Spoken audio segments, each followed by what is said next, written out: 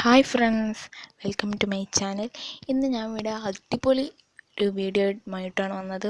നമുക്ക് ഗുലാബ് ജാമാണ് ഉണ്ടാക്കി നോക്കേണ്ടത്. അപ്പോൾ നല്ല സോഫ്റ്റ് ആയിട്ടുള്ള ഗുലാബ് ജാമാണ് നമ്മൾ ഇന്ന് ഉണ്ടാക്കാൻ പോകുന്നത്.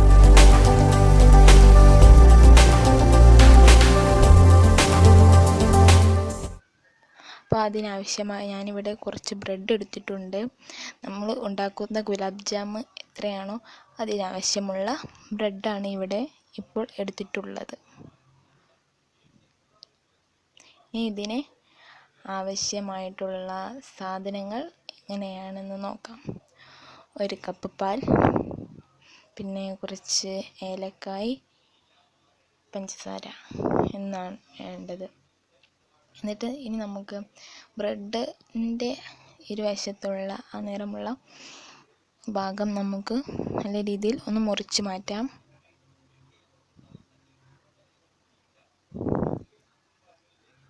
നല്ലതുപോലെ എല്ലാ വശവും നമുക്ക് മുറിച്ച് മാറ്റേണ്ടതുണ്ട്. വെള്ള നിറമുള്ള ഭാഗം കൂടുമ്പോഴാണ് അതിൽ നല്ല രുചി കിട്ടുക. അതിനാണ് നമ്മൾ മറ്റു ഭാഗങ്ങൾ മുറിച്ചു മാറ്റുന്നത്.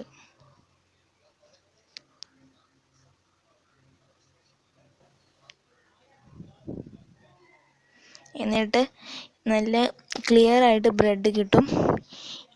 എന്നിട്ട് നമുക്ക് ഇത് മിക്സിയിലിട്ട് പൊടിച്ചെടുക്കാം. പൊടിച്ചെടുത്ത ശേഷം ഇത് നമുക്ക് ഒരു വലിയൊരു പാത്രത്തിലേക്കാണ് മാറ്റേണ്ടത്.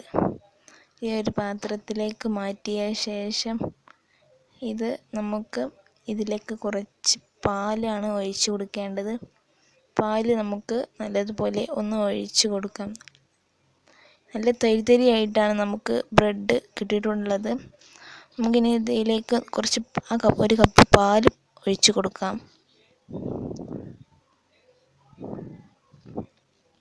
എന്നിട്ട് നമുക്ക് കുഴച്ചെടുക്കണം.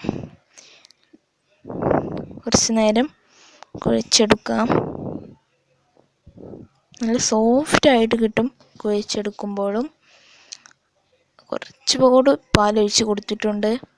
എന്നിട്ട് നല്ലതുപോലെ കുഴച്ചെടുത്തു.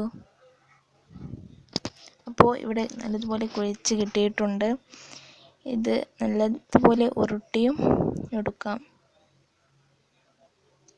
ഇതുപോലെ എടുത്ത ശേഷം നമുക്ക് ചെറിയ ഉരുളകളാക്കുകയാണ് വേണ്ടത്. ഇതുപോലെ നല്ല സോഫ്റ്റാണ് കേട്ടോ. അപ്പോൾ ഇങ്ങനെ നമുക്ക് ചെറിയ ഉരുളകളായി കിട്ടിയിട്ടുണ്ട്. അപ്പോൾ നമുക്ക് ഇതിലേക്ക് പഞ്ചസാര ഇട്ട് കൊടുക്കാം. 1 ഗ്ലാസ് വെള്ളം കൂടി ഒഴിച്ച് കൊടുക്കാം.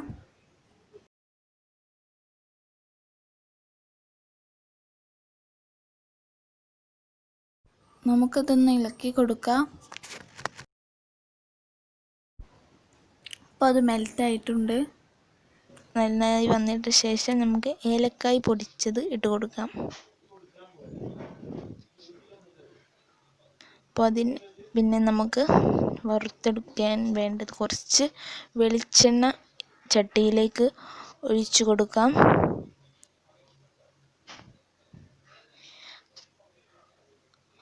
ഉരുളകൾ മുങ്ങാൻ പാകത്തിനുള്ള വെളിച്ചെണ്ണ വേണം. അപ്പോൾ എണ്ണ നല്ല ചൂടായി വന്നിട്ടുണ്ട്. നമുക്ക് ഇത് ഇട്ട് കൊടുക്കാം. ഇത് ഇട്ട് കൊടുത്തിട്ടുണ്ട്. നമുക്ക് കുറച്ച് നല്ല ഒരു കളറായി വന്നിട്ടുണ്ട്. അപ്പോൾ ഇതുപോലെ നമുക്ക് എല്ലാം ഇങ്ങനെ പൊരിച്ചെടുക്കാം. ഇങ്ങനെ കിട്ടും. നമുക്ക് എല്ലാം ഇങ്ങനെ എടുത്ത് കോരാം. ഇപ്പോൾ ഇവിടെ എല്ലാം എടുത്തിട്ടുണ്ട്.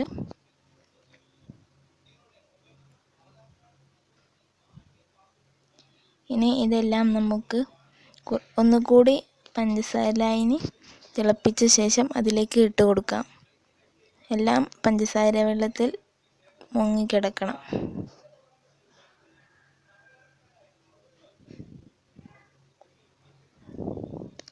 അപ്പോൾ ഇത് 1 മണിക്കൂറിന് അരമണിക്കൂർ കഴിഞ്ഞിട്ട് ഞങ്ങൾ അതിൻ്റെ മൂടി ഒന്ന് തുറന്ന് നോക്കിയിട്ടുണ്ട്.